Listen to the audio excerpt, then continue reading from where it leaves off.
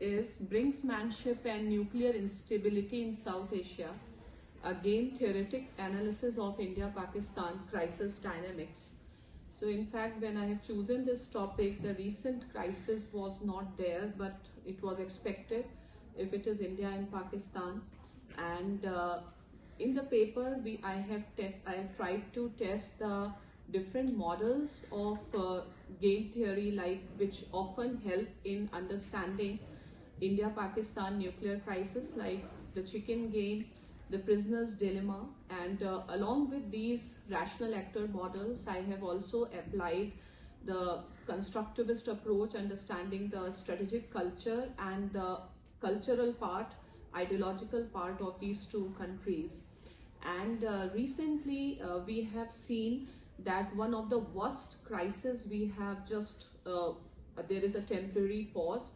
And so topic is very, very important. And what is the essence of this entire discussion is that as far as India and Pakistan is concerned, it seems that the deterrence never works. It never worked. That is why there is a very distinctive change in how India is handling the Pakistan's games, which the low intensity warfare. Recently, India's Prime Minister has also given certain very clear-cut approach that in case of the further terrorist attacks, what will be India's response.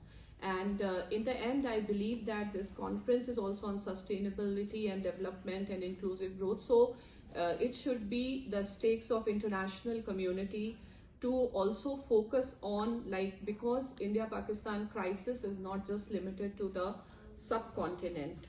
So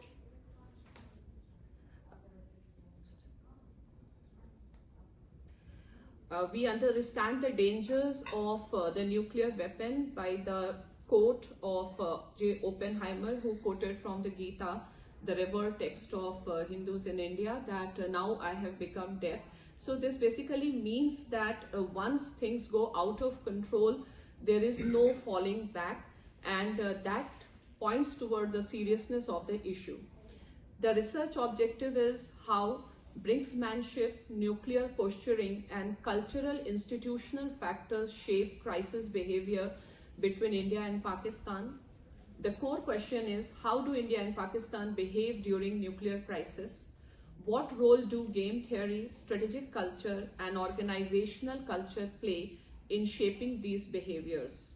Can current deterrence postures both maintain peace and provoke future instability? The methodological framework used is mixed method, game theory, chicken game and prisoner's dilemma, strategic culture, looking for ideological and historical influences, organizational culture, Sagan's framework on military behavior. The key argument here is South Asia's nuclear instability is driven by both rational strategy and deep-rooted cultural dynamics, requiring both doctrinal changes and cultural understanding to ensure the peace. The theoretical lenses explain strategic decision-making, prisoner's dilemma, chicken game, strategic culture, explores the influence of ideology, history, national identity. Organizational theory by Sagan examines military structures, command and control, and civil-military relationships. And the finding is that this particular aspect holds a lot of importance in restraining the worst case scenario. The argument is the crisis behavior in South Asia is shaped not only by rational deterrence, but also by misperceptions, cultural pathologies, and institutional dysfunctions. Here, I would like specifically to point out towards the organization of, towards the approach of the military or the deep state in Pakistan, because of their organizing principle continues to be continued fight against India. So our recent responses also show that we do not see much light at the end of the tunnel, and until and unless there is a very basic structural fundamental change in Pakistan's own internal political system, we may, it is like a very dangerous path, often supposed to be South Asia, often supposed to be one of the most dangerous places in the world because of such attitudinal impact. So the entire research paper finds Sagan's theory very, very relevant here. The goal of the paper: to offer policy insights on reducing nuclear risks and strengthening crisis stability in India-Pakistan conflict. The methodology: mixed method approach, game theoretical, strategic culture analysis, organizational culture lens, focus on Pakistan's army, examining the internal hierarchies and risk perceptions in nuclear signaling. Outcome: provides a holistic understanding of rational, cultural and institutional driver of the nuclear crisis behavior in South Asia. The game theory: chicken and prisoner's dilemma. Chicken game, high stakes standoff. Each stake signals resolve, hoping the other backs down. But in this case, often the chicken game between India and Pakistan, it is not reflecting the similar type of rational approach that we have seen during Cuban Missile Crisis, where one of the actor comes back, and in case of the chicken game in India and Pakistan, there is always some third party mediation that has to be introduced to diffuse the crisis. So the chicken game, the actors are not acting in a rational manner as expected. Prisoner's dilemma: because of the use of the non-state actors, the stability-instability paradox is a big challenge, and because of the extremely low trust deficit, this prisoner's dilemma is not allowing any significant or substantive confidence building, because there are people on who have the stakes in the continued tensions between India and Pakistan. Strategic signaling: Pakistan emphasized early use of the tactical nuclear weapons, has a low threshold, and India opts for limited but public military response. The key crisis reflecting the game theory: 1999 Kargil War, chicken game dynamics; 2001 and 2 Twin Peaks and the attack on Indian Parliament reflects the prisoner's dilemma; 2019 Pulwama, Balakot, intersection of both the games; and now the latest is the Operation Sindoor, game theoretic restraint and deterrence signaling. Conventional asymmetry is there. India has 2 to 3 times more Pakistan's conventional force, and since Pakistan doesn't have that much strategic depth, Pakistan adopts asymmetric escalation. Pakistan's asymmetric escalation doctrine is used to counter the threat of any Indian conventional response, supported by technical nukes and decentralized control system. India is shifting, and as mentioned in various of the academic works and the research, moving away from the strict no first use, developing counter force capabilities, real-time surveillance, precision delivery and missile defense, as quoted in the Cleary and Narang's book. Implications are the double asymmetry.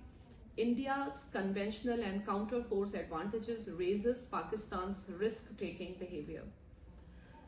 Here, the Sagan's model is very relevant considering Pakistan military's attitude. Sagan's model challenges Kenneth Walls' rational deterrence theory, emphasizes risks from bureaucratic mistake, standard operating procedure rigidity, and accidental escalation. Pakistan military-dominated nuclear command authority increases the risk of aggressive nuclear signaling. Use of militant proxies like Lashkar-e-Taiba, Jaish-e-Mohammed blurs state's responsibility. In India, civilian-led command, but ambiguity in the doctrine exists, which is a matter of concern. For example, India's doctrine is for massive retaliation, but the preemptive hints creates confusion. Political signaling increase the risk of misperception.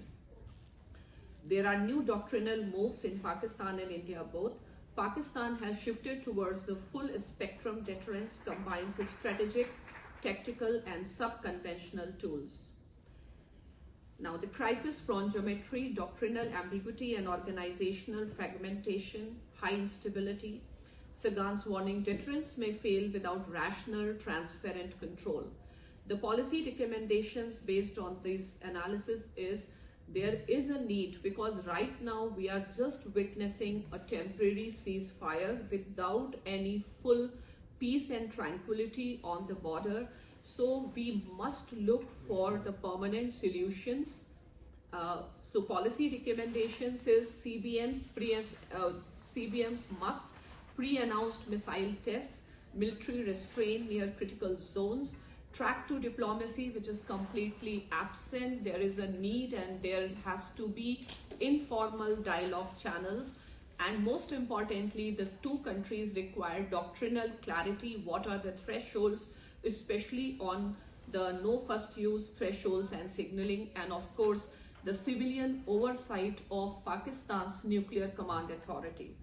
Now, the bottom line of the paper is, without institutional reform and mutual transparency, nuclear deterrence in South Asia is more a trap than a shield, and it puts a big question mark on the theories, the models, as well as policy makers, and it includes the stakes of international community, that they should not be looking South Asian problem as through the regional lens. It should be seen through the perspective of the world peace, sustainable development, and many more concerns of global geopolitics.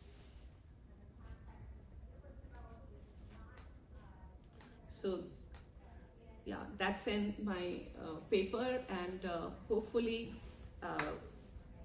the issue is, hopefully you all realize how serious is the issue and what all needs to be done. Thank you for giving me the audience, and I'll be very happy to answer the questions if you have on any of India's responses. Thank you.